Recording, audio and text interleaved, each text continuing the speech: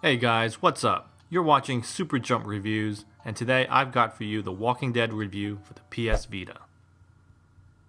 In order to avoid any spoilers, I will only be showing footage from the first episode. I will also try my best not to reveal any plot details, so here goes. I normally talk about the graphics first, but I feel this time gameplay is more important. If I had to describe it, the gameplay feels a lot like Heavy Rain on the PS3. It is very story driven and focuses a lot on character development. There's a lot of talking going on, but the strange thing is, it never gets boring. You're constantly involved in the dialogue. The game will frequently prompt you to give an answer to various questions, which ultimately affects how you interact with other characters in the game. It also places you in situations where you have to make difficult decisions on who to save or who to side with. The combat is handled via QuickTime events, which are very gruesome and violent, but for some strange reason feels very satisfying. You move through 5 episodes in a third-person perspective, picking up items and examining objects, all while trying to avoid zombies and other obstacles along the way.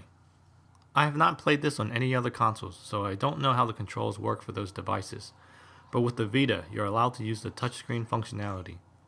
It helps for moving and interacting with objects and characters. Honestly, I don't think I would have played this game any other way. Okay, so how does this game look? Well, to be honest, I wasn't really that impressed at first. The graphics aren't really that detailed. They're pretty basic at a glance.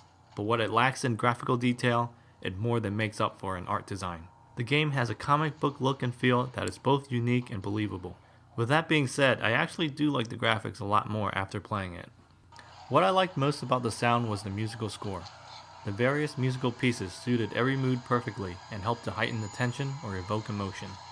Some parts are creepy and would make me panic, and then there are those serene moments where you feel safe and at peace. It's these quiet moments that are most affecting. Sometimes you'll hear nothing but birds chirping, insects in the trees, and wind blowing in the air. The voice acting is done very well also. Everyone is well casted and very believable. For a game that has this much dialogue, it would have been bad if they screwed up this part.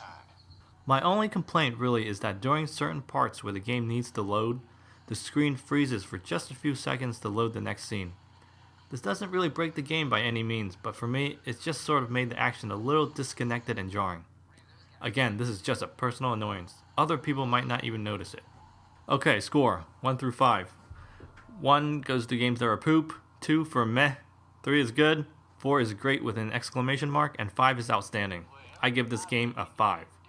My advice, give the game some time. It'll start off a little slow, but once it gets going, you're hooked.